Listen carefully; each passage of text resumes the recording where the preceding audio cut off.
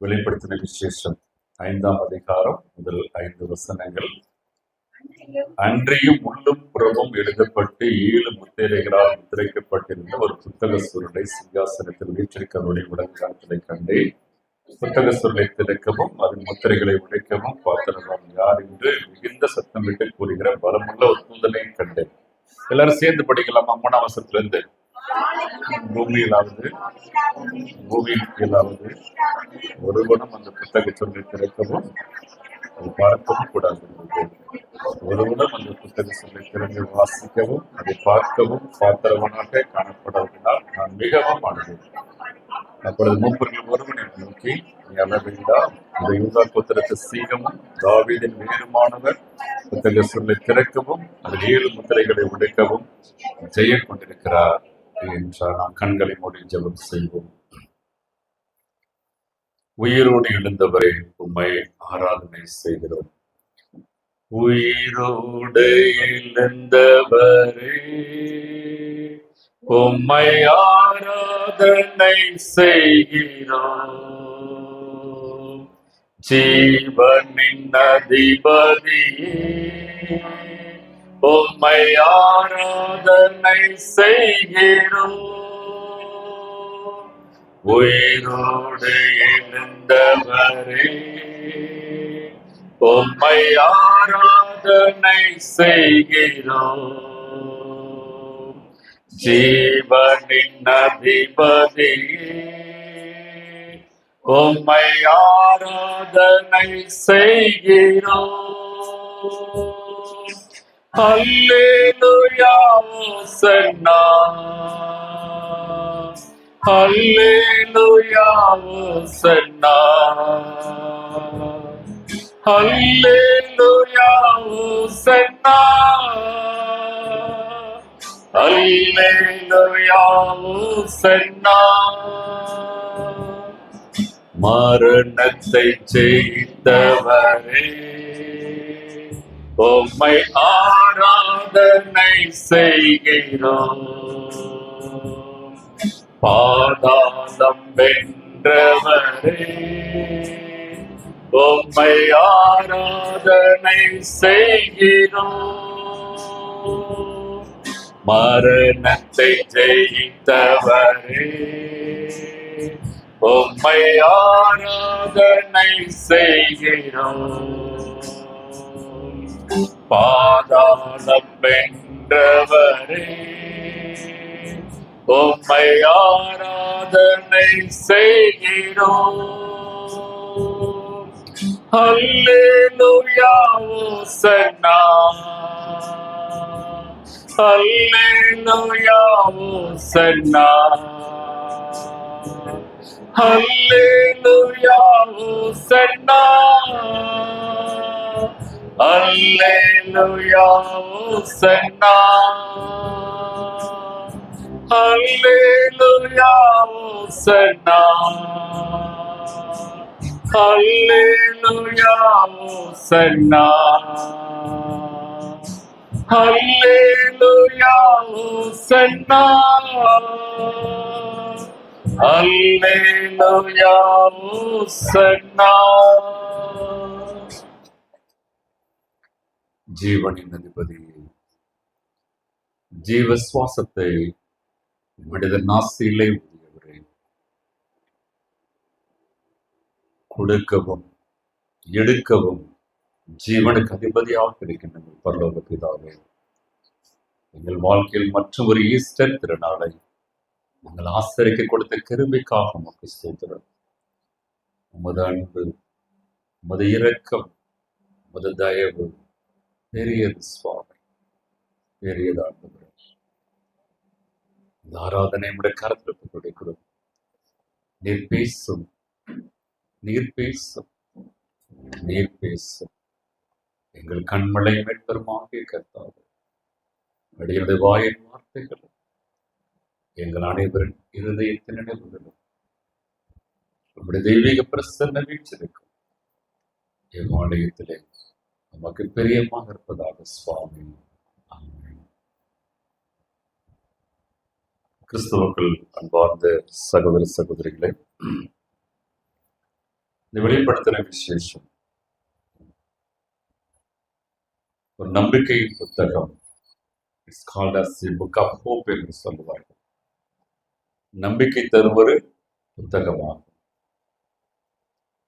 முதல் நூற்றாண்டிலே கிறிஸ்துவை ஆராதிக்க முடியாமல் கிறிஸ்தவம் ரோம பேரரசால் தடை செய்யப்பட்ட நாட்களில் இந்த தடைகள் மாறும், இந்த நிலைகள் மாறும், திறந்த வாசல் வரும் என்ற ஒரு நம்பிக்கையை கொடுத்த ஒரு புத்தகம் வெளிப்படுத்தின விசேஷமாகும். அந்த நம்பிக்கையில் தான் கிறிஸ்தவம் இன்று வரை ஓடிக்கொண்டிருக்கிறது. இது அன்றைய கிறிஸ்தவர்களுக்கு மாத்திரமல்ல, இன்றைய கிறிஸ்தவர்களுக்கு பொருந்தும். புதிய ஏற்பாட்டில் 4 நற்செய்தி நூல்கள் உண்டு. வெளிப்படுத்தின விசேஷத்துக்கு இன்னொரு பெயர், இது 5வது சுவிசேஷம். It's the 5th gospel in the New Testament. It's the book of Revelation. இது என்ன நற்செய்தி கொடுக்கிறது? Jesus will overcome the death. Jesus will come again. And Jesus will rule again. ஆண்டவர் மரணத்தின் மீது வெற்றி பெறுவார். ஆண்டவர் மீண்டும் வருவார். ஆண்டவர் அரசாழ்வார்.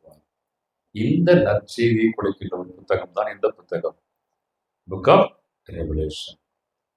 அன்பு சகோதர சகோதரிகளே, இந்த நம்பிக்கை தான் ஒவ்வொரு நூற்றாண்டு கிறிஸ்தவர்களுக்கும் மிகப்பெரிய ஒரு விசுவாசத்தின் அடித்தளமாக இருக்கிறது. நிலவை குறித்து நாம் அறிவோம். ஒரு 2-3 நாட்களுக்கு முன்பதாக அமெரிக்க விண்வெளி ஆராய்ச்சி நிறுவனமாகிய நாசா நிலவிற்கு 4 பெயரை அனுப்பியிருக்கிறது. எங்க அனுப்பியிருக்கு? நிலவிற்கு ஆர்டமிஸ் 2 என்ற விண்கலத்தின் மூலமாக வந்து சென்றிருக்கின்றார்கள். ஆனால் அவங்க நிலவுக்கு இறங்க போறதில்லை. நிலவு போய் ஒரு ரவுண்ட் சுற்றி பார்த்துட்டு என்ன பண்ணுவாங்க? பூமிக்கு திரும்பிடுவாங்க ஆராய்ச்சி செய்வதற்கு. ஏன்னா வருகின்ற ஆண்டுகளில் நிலவுக்கு மனிதர்களை நாசா அனுப்ப திட்டமிட்டிருக்கிறது. அதற்கு ஒரு முன்னோட்டமான ஒரு ஆராய்ச்சி. அப்பெல்லாம் நிலவுல போய் இறங்குறதா இருந்தா நிலவை பல சுத்தணும். அதுக்கப்புறம் மெதுவும் என்ன பண்ணுவாங்க? இறங்குவாங்க. ஆனா இப்ப ரொம்ப நவீன வளர்ச்சி. அந்த வருகின்ற ஆண்டுகள் நிலவுக்கு என்ன பண்ண போறாங்கன்னா நேரா போய் அப்படியே இறங்க போறாங்க. சுத்த வேண்டிய அவசியமே இருக்காது. நம்ம எல்லாம் வண்ண தொலைக்காட்சியில பார்க்க போறோம். இப்ப இந்த ஆர்டமிஸ் 2ல போன இந்த விண்வெளி வீரர்கள் பூமியை ஒரு புகைப்படம் எடுத்து அனுப்பியிருந்தாங்க. அந்த நாசா வெளியிட்டுருச்சு. இது லேட்டஸ்டா எடுத்த ஒரு நிலவின் புகைப்படம். நிறைய பேர் ஒருவேளை நீங்க மீடியால பார்த்துருப்பீங்க. நிலவுல முதலா காலடி எடுத்து வைத்தது யாரு? நீல் ஆம்ஸ்ட்ராங் இல்லையா? அது நம்ம எல்லாருக்கும் தெரியும். கடைசியா யார் காலடி எடுத்து வைத்தது? 1972ஆம் ஆண்டு டிசம்பர் 14ஆம் தேதி அப்பல்லோ 17 அப்பல்லோ 17 என்ற விண்கலத்தில் சென்ற செர்னான், ஒரு பேர் என்ன? Cernan was the last moon lander.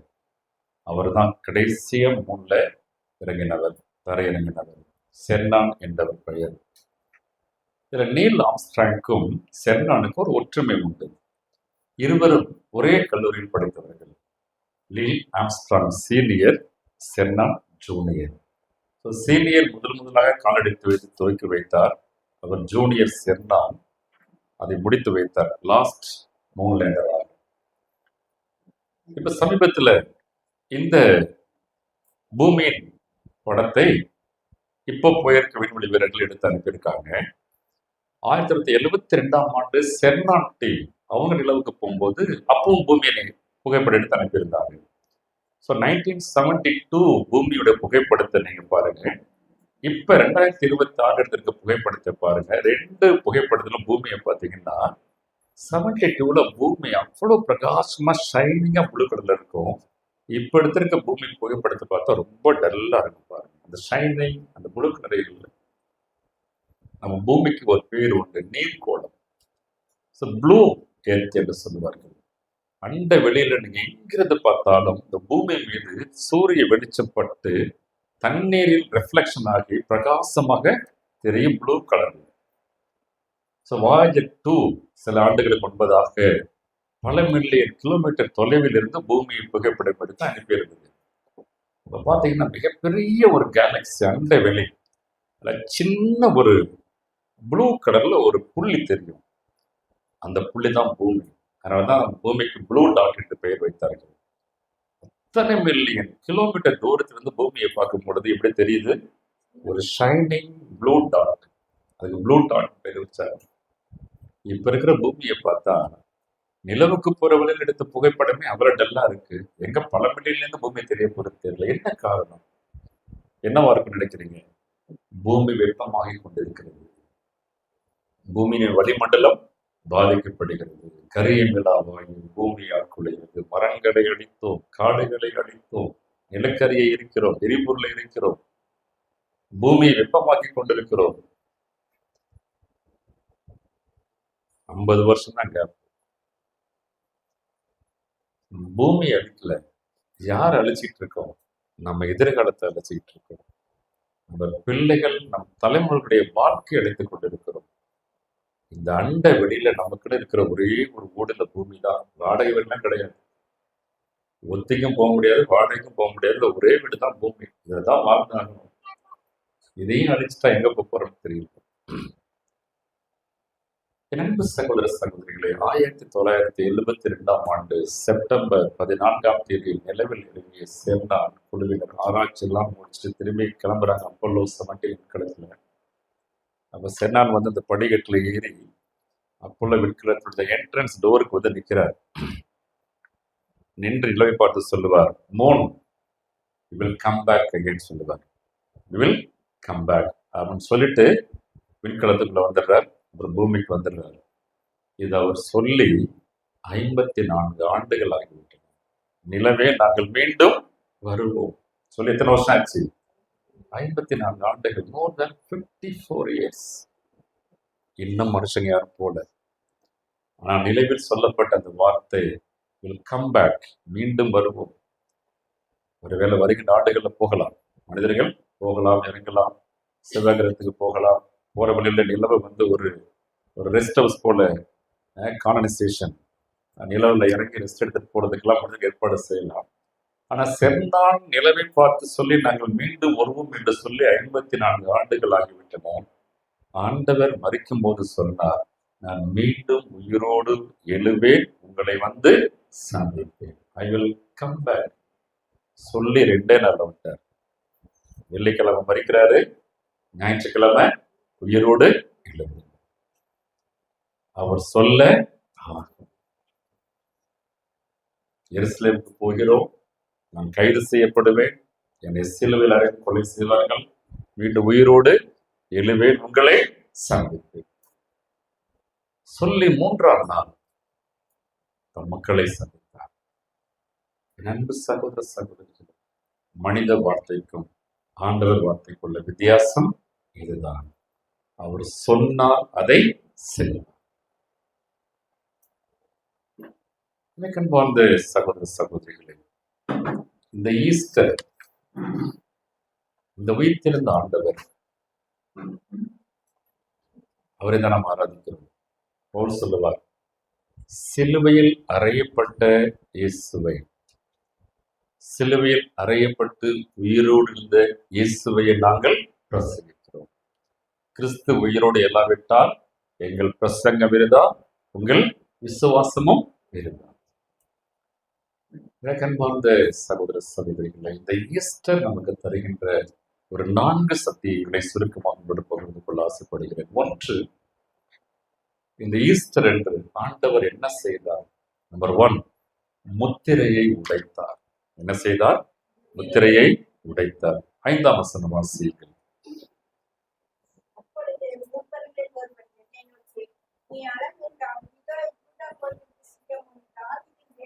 யூதா கோத்திரத்து சிங்கம், தாவீதின் வேல்,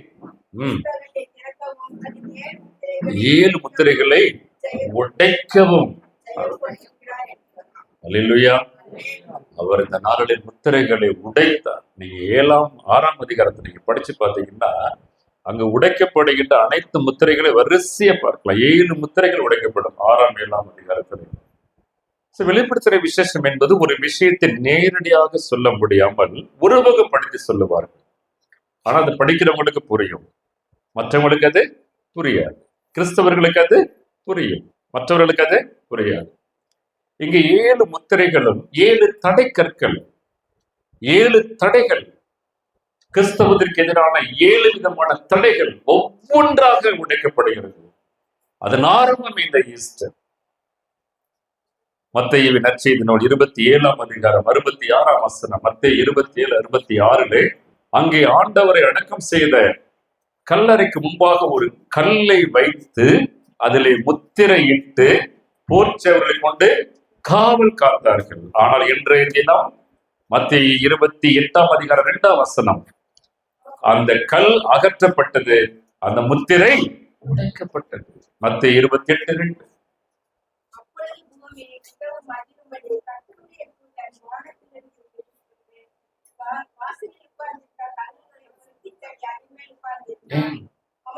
அன்பு சகோதர சகோதரிகள், முத்திரை உடைக்கப்பட்டு கல் அகற்றப்படுகிறது. அன்பு சகோதர சகோதரிகள், முத்திரையை உடைத்தார் இந்த நாளில். தடைக்கற்கள், தடைக்கற்கள். அழகா ஒரு பாட்டு பாடுனீங்க, கீதம் கீதம் ஜெயம் ஜெய கீதம். அண்ணா காய்வா ஆரியர் சங்கம் அதிரடி கொள்ளுகின்ற. அங்கு போட்ட முத்திரை காவல் நிற்குமோ தேவ புத்திர சன்னதி. ஆண்டவருக்கு விரோதமாக போடப்பட்ட முத்திரைகள் உடைக்கப்பட்டன, தடைக்கற்கள் அகற்றப்பட்டன. அந்த ஆண்டவர் நம் வாழ்விலும் இருக்கின்ற எல்லா தடைக்கற்களையும் அகற்ற வல்லவராய் இருக்கிறார். அதற்காகவே அவர் உயிரோடு எழுந்தார். கர்த்தருக்கு யோசுவாவின் புஸ்தகம் 10ஆம் அதிகாரம் 18ஆம் வசனம். ஒரு கெபியிலே ஒரு சிலர் அடைத்து வைத்து அந்த கெபியை கற்களால் மூட சொல்லுவார் யோசுவா. அதன் பிறகு அந்த கற்கள் அகலாம். அவ்வளவுதான், உள்ளர போனவங்க என்ன ஆயிடுறாங்க?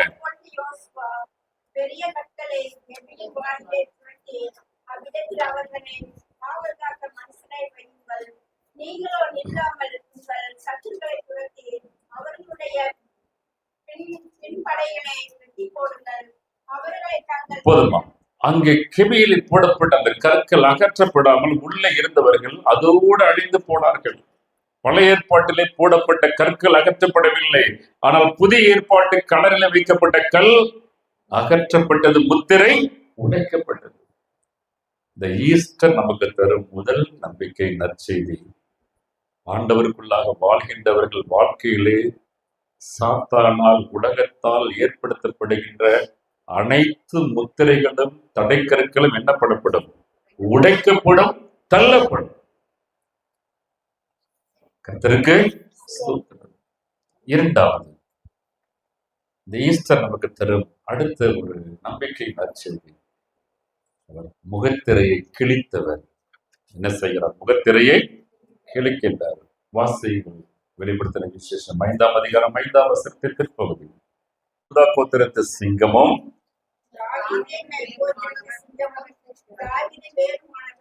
புத்தகத்தை திறக்கவும். நல்ல கவனிங்க.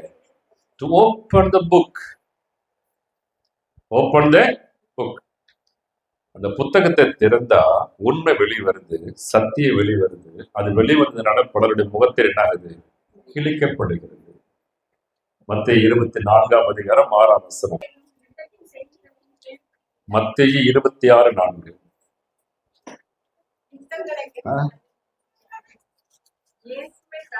இயேசுவை, நானே பயந்துட்டேன், தப்பா சொல்றேன். இயேசுவை தந்திரமாக பிடித்து கொலை செய்து ஆலோசனை பண்ணி. இந்த ஈஸ்டர் வரைக்கும் இந்த ஆளுங்க செஞ்சது பூரா சூழ்ச்சி, பொய், வஞ்சனை, பொய் குற்றச்சாட்டு.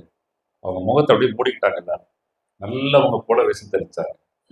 மதத்தை காக்குறவங்க, கடவுளுக்காக நிற்கிறவங்க, உண்மைக்காக நிற்கிறவங்க இல்லாங்க. ஆனா அத்தனையும் பொய், அத்தனையும் தந்திரம், அத்தனையும் சூழ்ச்சி. அவர்கள் முகத்திரையை, புத்தகத்தை திறந்து உண்மை வெளிக்கொண்டு வருவதை போல அவர்கள் முகத்திரையை இந்த ஈஸ்டர் என்று ஆண்டவர் கிழித்தறிந்தார். பிரதான ஆசாரியர்கள் முகத்திலே, மூப்பர்கள் முகத்திலே. இந்த அன்பார்ந்த சகோதர சகோதரிகளே, தடைகளை அற்றி முன்செல்கிறது. அதற்கு முன்னடையாளமாக மத்திய 27:51 மத்திய இந்த பலக தேவாலயத்தின் திரைச்சலை எப்பொழுது ஆண்டவர் உயிரிட்ட பொழுது தேவாலயத்தின் திரைச்சலை கிழிந்தது. அவர் உயிரோடு எழுந்த பொழுது பிரதான ஆசாரியருடைய முகத்திரைகள் கிழிந்தன. தேவாலயத்தின் திரைச்சலை கிழிந்தது, அதிகாரம் கிழிந்தது, ஏற்றத்தாழ்வு கிழிந்தது, அடிமைத்தனம் கிழிந்தது, பாகுபாடு கிழிந்தது, பிளவுகள் கிழிந்தது, பிரிவினைகள் கிழிந்தது, எல்லாம் கிழிஞ்சிச்சு. You stop here. இங்க நின்னுக்க, இதுக்கப்புறம் வராத. அந்த தடை, அந்த ஆணை கிழிக்கப்பட்டது.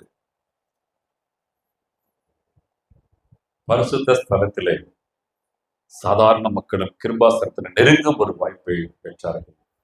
இந்த கண்பார்ந்த சகோதர சகோதரர்கள், இந்த ஈஸ்டர் அன்று முத்திரை மட்டும் ஆண்டவர் உடைக்கவில்லை, புத்தகத்தையும் திறந்து சிலருடைய முகத்திரையை சத்தியத்தினாலே உண்மையினாலே கிழித்தார். நீங்க மத்தேயு 28 முதல் படித்து பார்த்தார். மத்தேயு 28:11 முதல்.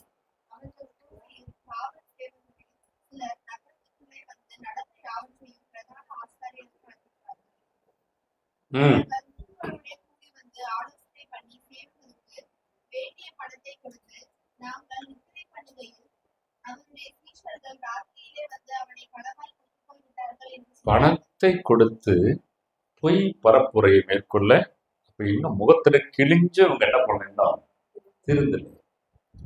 ஆண்டவர் உயிரோடு எழுதார் என்பதற்கு இந்த சாட்சி, இதுதான் சாட்சியம். எனக்கு அன்பார்ந்த சகோதர சகோதரிகளே, பொய் சொல்லாதிருப்பாயாக, பொய் பிரச்சாரம் செய்யாதிருப்பாயாக. 10 கற்பனைகளை உன்ன பேர்னாலும் பாவம் தான். ஆனா சர்வசாதாரணமான காலத்துல பொய்கள், பொய் பிரச்சாரங்கள், உண்மைக்கு மாறான செய்தி. அவரை விசாரிக்கிறாங்க. இதுக்கு முன் சந்திக்காத ஏரோது விசாரிக்கிறார். சொல்றார், ஒரு குற்றத்தை காணேன். எல்லாத்தையும் விசாரிக்கிறார், ஒரு குற்றத்தையும் காணேன். கேள்வி கேட்கிறார், இவர் என்ன குற்றம் செய்தார்? அந்த கேள்வி கேள்வியாகவே இருக்கிறது. அன்பு சகோதர சகோதரிகள், நீதிமானை கொலை செய்தார்கள் அநீதியினால். தேவ மைந்தனை கொலை செய்தார்கள் சாத்தானின் பிள்ளைகளாக. அதிகாரத்தை வைத்துக் கொண்டு அதிகாரத்தை துஷ்பிரயோகம் செய்து 2 கல்வர்கள் நேர அங்க போனாங்க, சிலுவைக்கு போனாங்க. 40 கசையடிகள் கொடுக்கப்படும். ஏன் பிலாத்து 40 கசையடி கொடுக்கிறாருன்னா, அவர்கிட்ட எந்த குற்றமும் இல்லை. ஆனா இவங்க நெருக்கடிக்கு பயந்து ஒரு பனிஷ்மெண்ட் கொடுத்து என்ன பண்ணிடலாம், அனுப்பினான்னு சொல்லிட்டு 40 கசையடி கொடுத்து விடுதலை செய்ய மனதா இருந்தார். அப்புறமும் உடல கம்பல் பண்ணாலும் என்ன பண்றாங்க, நேரம் பிலாத்து சிலுவைக்கு. பிலாத்து ஒரு தப்பு பண்றாரு, 1க்கு 2 பனிஷ்மெண்ட் கொடுக்கிறாரு. அநீதியான தண்டனை.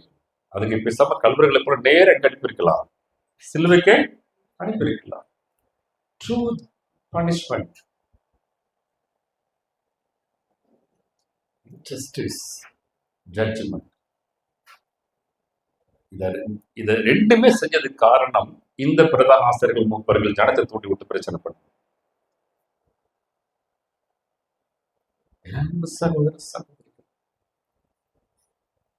அப்படிப்பட்ட அநீதிக்காக நின்ற அந்த அநீதியின் மக்களுடைய முகத்திரையை இந்த நாளிலே கிழிக்கப்பட்டது. த்ரூ ஓப்பன் தி புக், சத்தியத்தின் புத்தகத்தை திறந்ததினாலே உண்மை வெளிப்பட்டது.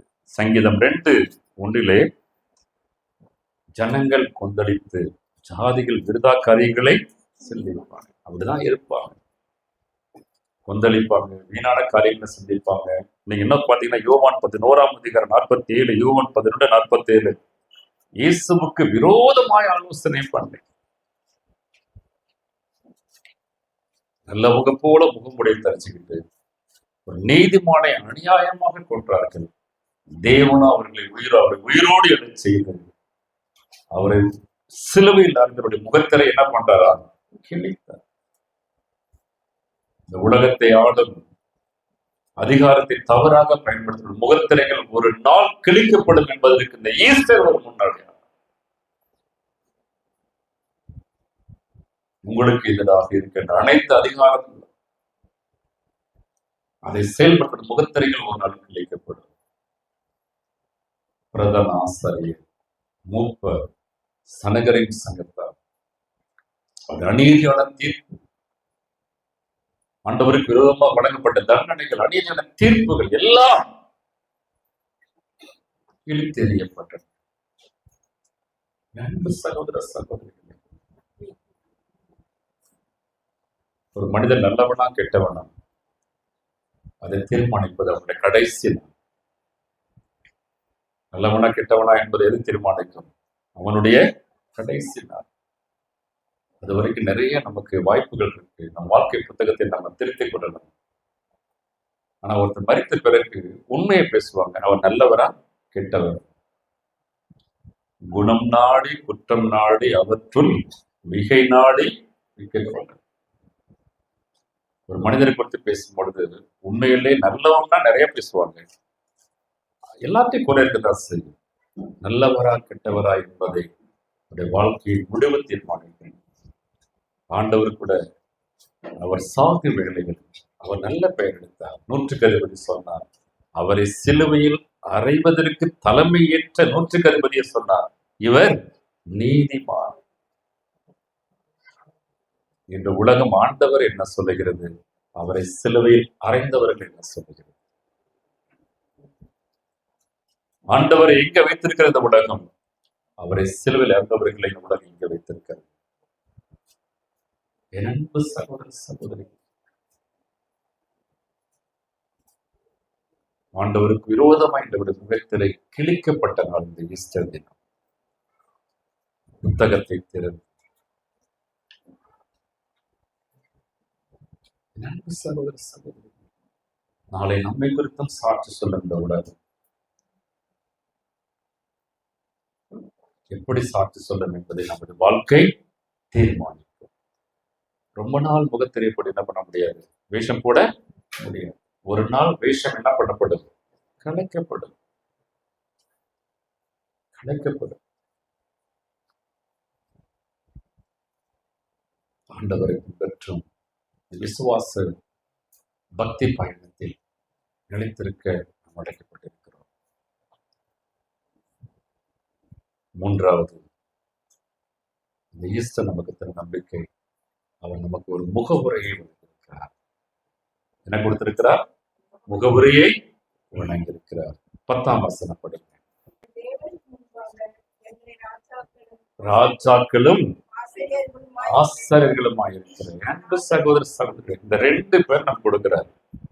அவர் சொல்றார், நீர் எங்களை அரசர்களாக ஆசாரியர்களாக வைத்திருக்கிறீர். King and priest.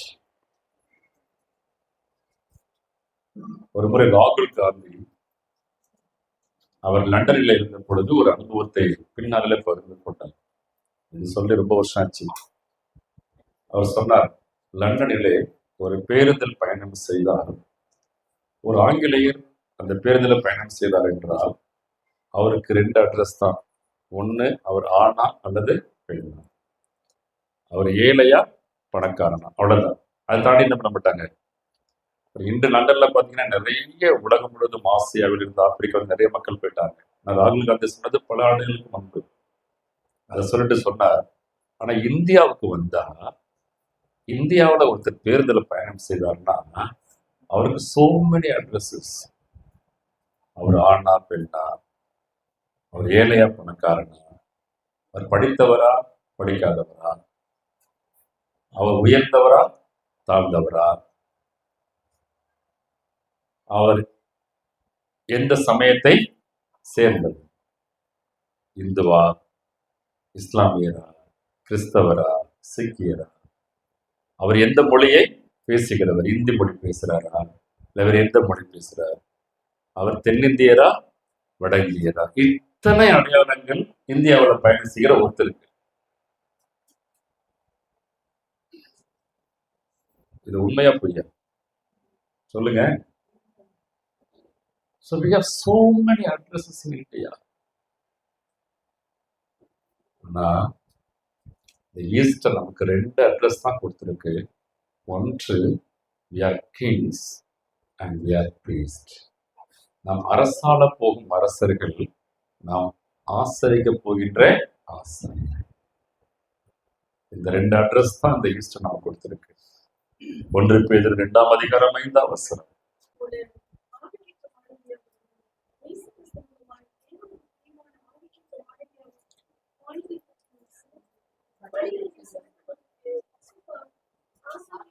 Holy priest community. The community எதுல வருது இல்லையா, கரெக்டா கல்யாணத்துல வந்துடும் பாருங்க. எதுல வருது இல்லையோ இங்க வந்து நிக்குங்க. சொல்லுங்க, கல்யாணத்துல வந்து நிற்கும். ஆனா திருமறை நடக்கின்ற கல்யாணம் எல்லாத்தையும் உடைச்செறிவு.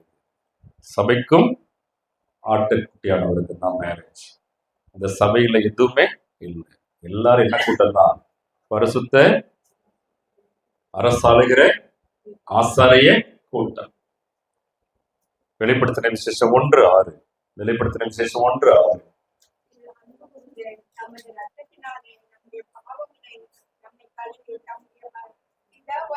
தம்முடைய பிதாவாகிய தேவனுக்கு முன்பாக நம்மை என்ன வாக்கிருக்க? ராஜாக்களும் ஆசர்களுமாக்கிய அவருக்கு, எவருக்கு? ஆண்டவருக்கு. இன்று நம்மை நிறைய பேர் ஆள்றாங்க. நாம் என்று ஆளப்படுகிறோம். We are ruled by the rulers. நம்மை நிறைய பேர் ஆளுகை செய்கிறார்கள். ஆனால் ஈஸ்டர் ஒரு நம்பிக்கை தருகிறது. ஒரு நாள் நாம் அரசாளுவோம். ஒரு நாள் என்றென்றும் ஆண்டவரை நாம் ஆசரிப்போம். ஆசரிப்பாக இருந்தவரை ஆராதிப்போம். நாட்கள் வரும். வெளிப்படுத்துகிற விசேஷம் எழுதப்படும் பொழுது ரோம பேரரசு கிறிஸ்தவ விசுவாசிகளை ஆண்டது. ஆண்டவர் சொன்னார், இந்த ஆளுகை முற்றுகை பெறும், நீங்கள் ஆள்வீர்கள். நீங்கள் ஒரு நாள் ஆள்வீர்கள். நாம் ஒரு நாள் ஆளுகை செய்வோம். நாம் ஒரு நாள் அரசாள்வோம். என்றென்றும் அவரை ஆராதிக்கும் ஆசாரியர்களாக இருப்போம். இவ்வளவு நாள் லேவி கோத்திரம் மாத்திரமே ஆசாரிய கோத்திரம். ஆனால் ஈஸ்டருக்கு பிறகு எல்லாருமே ஆசாரியர்களாகலாம். ஆண்களும் ஆகலாம், பெண்களும் ஆகலாம், எவர் வேண்டுமானாலும் ஆகலாம். கிறிஸ்தவத்தில் எல்லோரும் ஆண்டவரை ஆராதிக்கிற அர்ச்சகராக முடியும். பரிசுத்த ஆச்சரிய கூட்டம், ஆசாரிய கூட்டம்.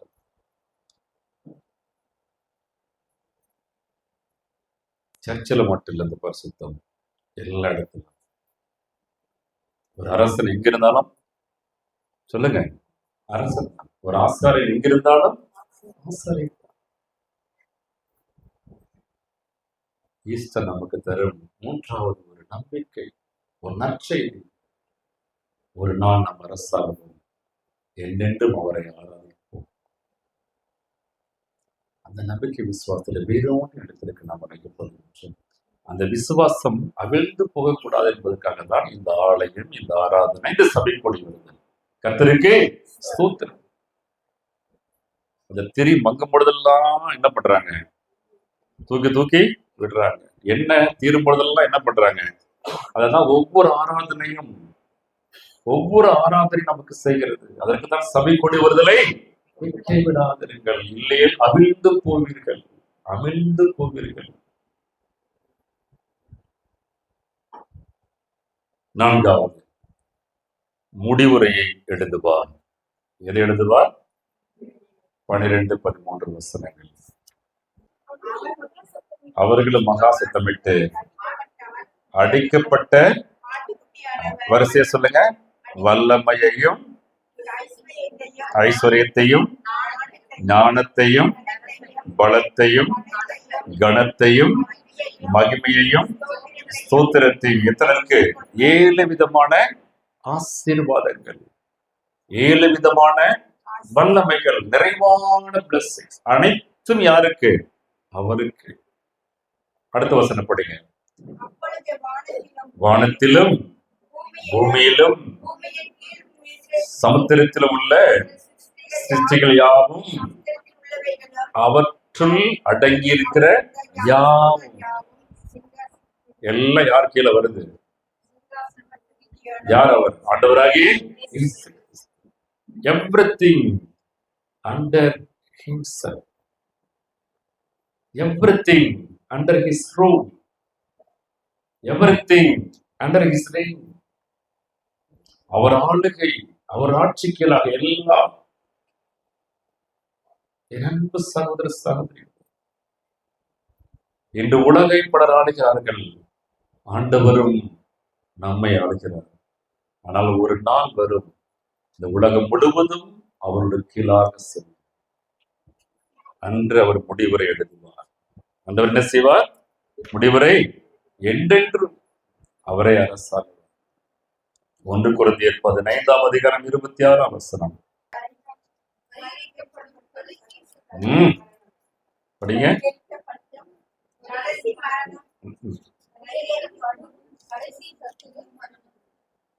இது சமஸ்கிருதம். தமிழ்ல படிக்கிறதா இருந்தா, சாவே கடைசி பகை. சாவே, the death is last enemy. The day will come, the day it will be destroyed.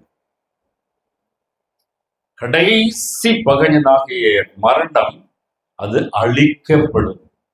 அதுக்கு ஒரு முடிவுரை எழுதப்படும். எப்ப? ஆண்டவர் மீண்டும் வரும் பொழுது. வெளிப்படுத்தின விசேஷம் 20ஆம் அதிகாரம்.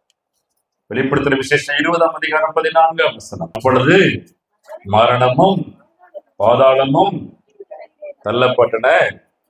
This is the second death, last death. ஆண்டவரை மரணம் ஆட்கொண்டது. ஆண்டவர் மரணத்தை, பாதாளத்தை ஜெயித்தார். அதான் இன்றைய ஈஸ்டர் இல்லையா? செகண்ட் ஈஸ்டர் ஒன்று இருக்கு. அந்த ஈஸ்டர் என்றுதான் மரணம் முற்றிலும் அழிக்கப்பட இருக்கிறது. அது நம்மை சூழ்ந்திருக்கும் மரணம். நம்மை சூழ்ந்திருக்கும் மரணம். ஆண்டவர் உயிரோடு எழுந்தார். அவருக்குள்ளாக மரித்தோர் உயிரோடு எழுப்பப்படுவார்கள். நாமும் உயிரோடு எழுவோம். The last enemy, death, will be destroyed in the day. எப்ப? ஆண்டவர் மீண்டும் வரும்பொழுது. So we are waiting for another Easter. நாம் இன்னொரு ஈஸ்டருக்காக காத்திருக்கிறோம். அதற்காகவே கிறிஸ்துவுக்குள்ளாக மரித்தோர்களை நாம் உயிர்த்தெழுதலுக்கென்று புதைக்கின்றோம், அடக்கம் செய்கின்றோம். உலகில் எத்தனையோ மதங்கள் உண்டு. கிறிஸ்தவம் மட்டுமே உயிர்த்தெழுதல் நம்பிக்கை கொடுக்கின்றது. காரணம், கிறிஸ்து உயிரோடு எழுந்தார், மீண்டும் வருவார், மரித்தோரை தம்மண்டை உயிரோடு எழுப்பி சேர்த்துக் கொள்வார். That is an end. அதான் முடிவுரை. ஒரு புத்தகத்துக்கு முகவுரை இருந்தா அந்த புத்தகத்துக்கு என்ன இருக்கும்? ஒரு தீசிஸுக்கு இன்ட்ரோடக்ஷன் இருந்தா அந்த தீசிஸ்க்கு என்ன இருக்கும்? கன்க்ளூஷன் இருக்கும். ஒரு பயணத்திற்கு ஆரம்பம் இருந்தா அந்த பயணத்துக்கு என்ன இருக்கும்? ஒருத்தருக்கு பர்த்டேன்னு ஒன்று இருந்தா கண்டிப்பா நோட் டேட் என்ன இருக்கும்? சொல்லுங்க, நமக்கு தெரியாது. அதனாலதான் இந்த ஆட்டம்.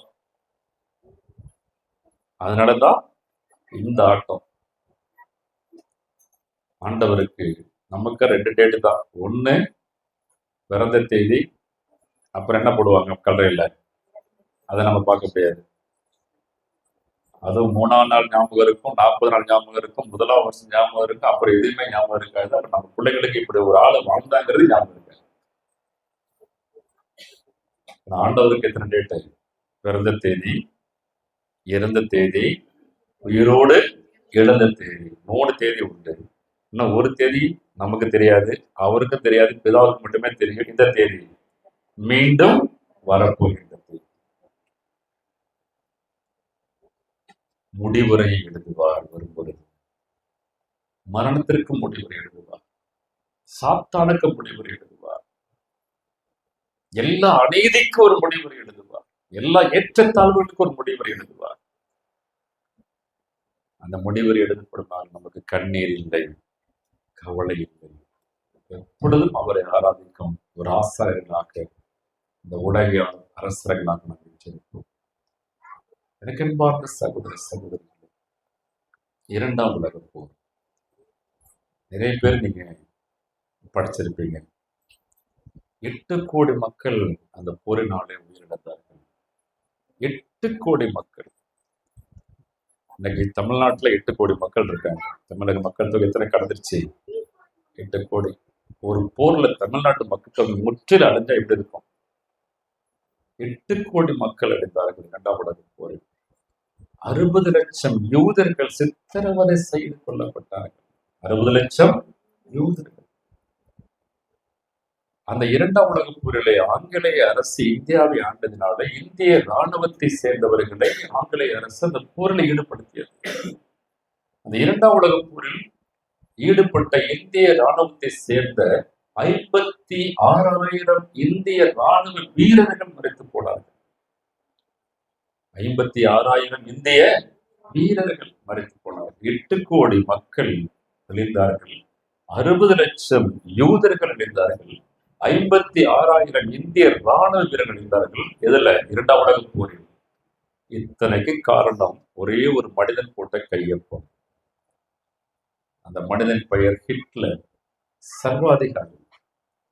ஒரு மனிதன் கையில அதிகாரம் கிடைத்தால் அவன் எப்படியெல்லாம் ஒரு சாத்தானின் மகனாக மாறி அழிப்பான் என்பதற்கு ஹிட்லர் ஒரு சிறந்த உதாரணம். 1939 செப்டம்பர் மாதம் 1ஆம் தேதி அதிகாலை வேலை தன் ஜெர்மன் இராணுவத்திற்கு ஒரு கையொப்பமிட்டு ஒரு உத்தரவை பிறப்பித்தார். போலந்து நாட்டின் மீது படையெடுங்கள் என்று. அந்த ஒரு கையொப்பம் தான் இரண்டாம் உலக போருக்கு வழிவகுத்தது.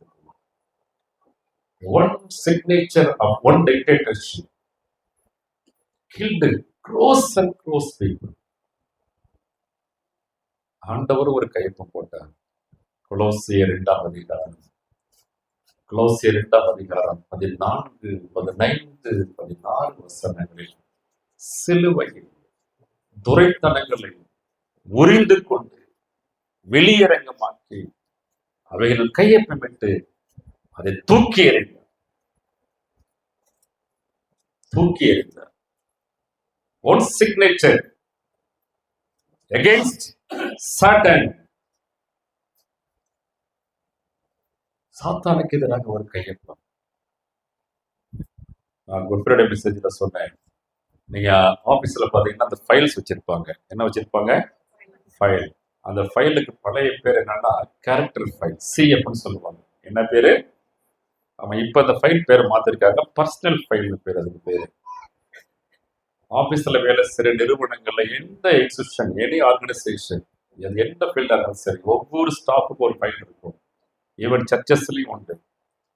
அந்த ஃபைல்ல பாத்தீங்கன்னா அந்த ஸ்டாஃப் சம்பந்தப்பட்ட அவர் அப்ளிகேஷன் போட்டதிலிருந்து அவருக்கு வேலை கொடுத்ததுலேருந்து இன்ன வரைக்கும் அவர் சம்பந்தப்பட்ட எல்லா பேப்பர்ஸ் என்ன பண்ணிட்டு இருப்பாங்க?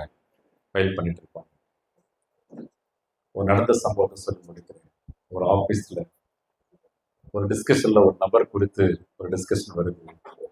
அப்ப அவருடைய ஃபைல், கேரக்டர் ஃபைல் பர்சனல் ஃபைலை கொண்டு வர சொல்றாங்க. அந்த ஃபைலை திரும்பி பார்க்குறாங்க. அந்த ஃபைலை பார்த்தா அவரை குறித்த எல்லா ரெக்கார்ட்ஸ் அப்படி இருக்கு. அவருக்கு போட்ட டிரான்ஸ்ஃபர் ஆர்டர்ஸ், அதுக்கு அவர் டிஸ்ஓபே பண்ணது, அவர் கொடுத்த மேமோ, அவருக்கு மேலே எடுக்கப்பட்ட டிசிப்ளின் ஆக்ஷனு, அவர் மேலே வந்த கம்ப்ளைண்ட்ஸ் எல்லாம் இதுக்குள்ள இருக்கு. அந்த ஃபைலுக்குள்ள கடைசியில் அந்த ஃபைலை பார்த்து சொன்னாங்க இஸ் அன்ஃபிட்னு தூக்கி போட்டாங்க ஃபைல. ஸோ நம்ம எல்லாத்துக்கும் ஒரு ஃபைல் உண்டு. சாத்தா நம்ம எல்லாருக்கும் ஒரு ஃபைல் மெயின்டைன் பண்ணிட்டு இருக்காங்க.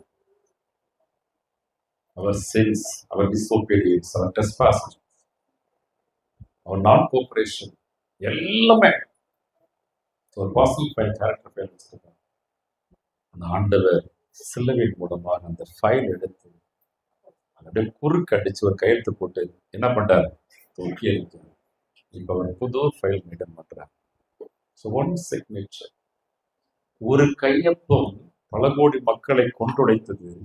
கிறிஸ்து சிலுவையில் இட்ட கையொப்பம் இந்த ஈஸ்டர் என்று பலருக்கு வாழ்வை கொடுத்திருக்கிறது, வெளிச்சத்தை கொடுத்தது. இன்று நீங்களும் நானும் இந்த வாழும் ஆசீர்வாதம் உள்ள வாழ்க்கை நம்முடைய முன்னோர்கள் வாழாத ஒரு வாழ்க்கை.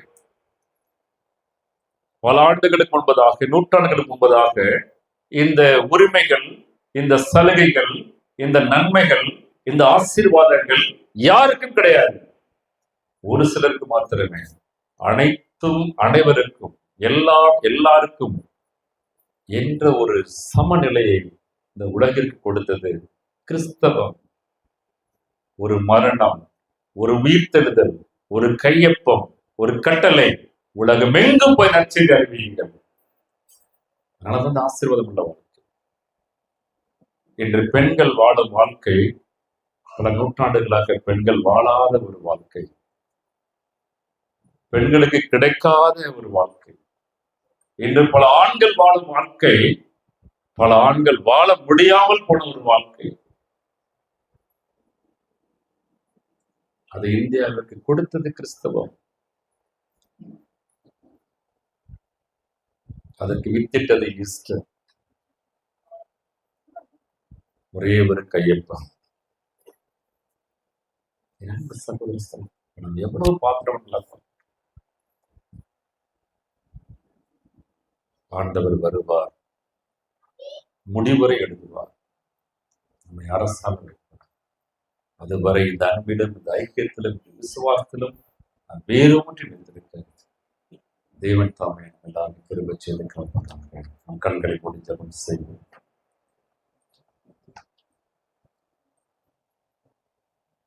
உயிர்த்தெழுந்த ஆண்டவர், உலகை வென்றவர், உள்ளம் சோர் வேலை வந்து உதவி செய்பவர்.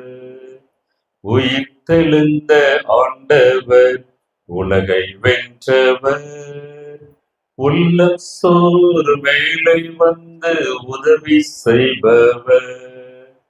கல்லறையே கடைசி என்று இன்னும் நிலை வேண்டாம், கல் புரண்ட காட்சிதானை நினைவில் கொள்ளுவோம்.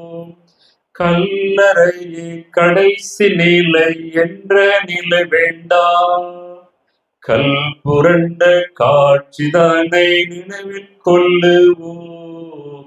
உயிர்த்தெழுந்த ஆண்டவர், உலகை வென்றவர், உள்ளம் சோர் வேலை வந்து உதவி செய்பவர்.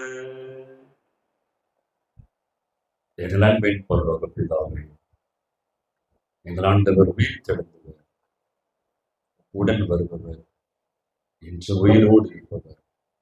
அதற்காக இந்த சிறப்புகள் இந்த ஈஸ்டர் அன்று தனக்கு எதிராக போடப்பட்ட முத்திரையை, தடைக்கரைகளை உடைத்தார்.